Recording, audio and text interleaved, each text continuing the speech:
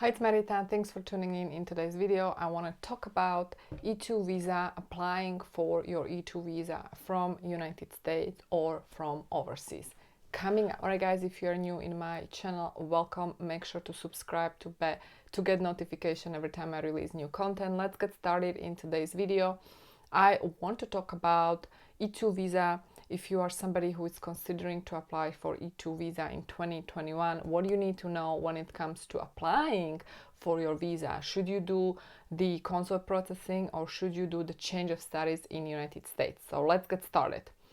Before I dive deeper, I do want to say I do have a free training for E2 investors, aspiring E2 investors. Link is below this video. You can sign up right now and learn everything you need to know, how you actually apply for E2 visa, how you start a business, and so on. So everything you need to know is in that free training. So what's the best option for people who are applying for E2 visa? Should you do change of status? Should you first go to US under B visa and then do the change of status in the United States? Or should you do the consular processing through your home country where you apply for E2 visa through US Embassy in your home country? So if you are currently in the United States and you are currently, for example, under B visa, obviously you can certainly do the change of status. Now, if you do the change of status in the United States right now, it can take between 3 to 5 months to obtain the decision, USCIS decision. If there is a request for additional evidence, it can be longer. Of course, if you pay for the premium processing, you can get decision faster. Now, keep in mind that if you're applying from United States by change of status, you will only get the change of status, meaning you will be no longer in the United States under your current status. In this way, if you are under B visa, tourist visa, you will be in the United States under E2, but you will not get a visa in your passport. This is the most important thing to understand. Therefore, if you want to travel to and out of United States, you need a visa stamp. So the only way for you to get the visa stamp to your passport is to actually leave the country and go to your home country, to the US Embassy, and then apply for the visa stamp.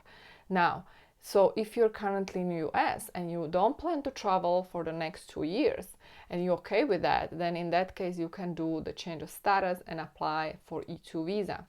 And once you get approval of your E2 visa status, then in the future, if you need to, you can leave the country and go to the US Embassy and apply again. You have to go through the same process again, but this is going to be through the US Embassy. You have to supply all the same documentation and so on and wait for the visa approval in your home country. Now, if you're outside of the United States, obviously you don't have a choice. You cannot go to the United States and apply. In that case, I recommend obviously do the consular processing through the US Embassy and wait for the approval, and they will give you the stamp, and then you can travel to the United States. Typically, the E2 visa are issued for a period of 2 years, between 2 and 5 years, depending on the country. For example, UK, Canada, Australia, they issue typically E2 visa for 5 years.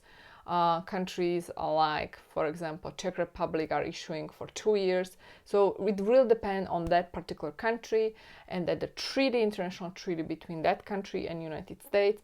So typically between 2 to 5 years. Even if you have your visa stamp for 5 years, you can only stay within the United States up to 2 years. So if then you leave the country and you re-enter again, another 2 years will count for you. So the longest period you can stay is 2 years, continuing stay. Of course, you can extend it if you leave the country, re-enter back. Most of these visas are multiple entry visas. There are countries who are issuing single entry visa for E2 visa purposes. For example, Jordan is the country that is only issuing a single entry visa.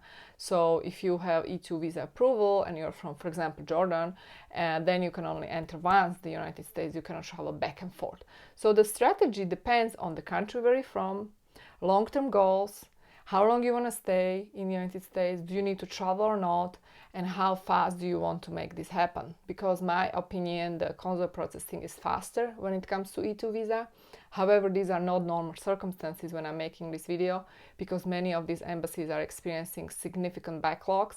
They cannot really apply. Many people cannot apply right away for their visa. They're waiting. So it depends on the country, depends on that particular embassy, depends on the COVID-19 local conditions, depends on multiple factors. That's the reason I recommend you discuss this with experienced attorney. My experience with E2 visa has been, it's been 10 years now. Most of my work is focused on E2 visa. So if you are considering E2 visa, you are welcome to book a consultation with me. Link is below this video. And also, like I said, there is the free training for you guys to check out.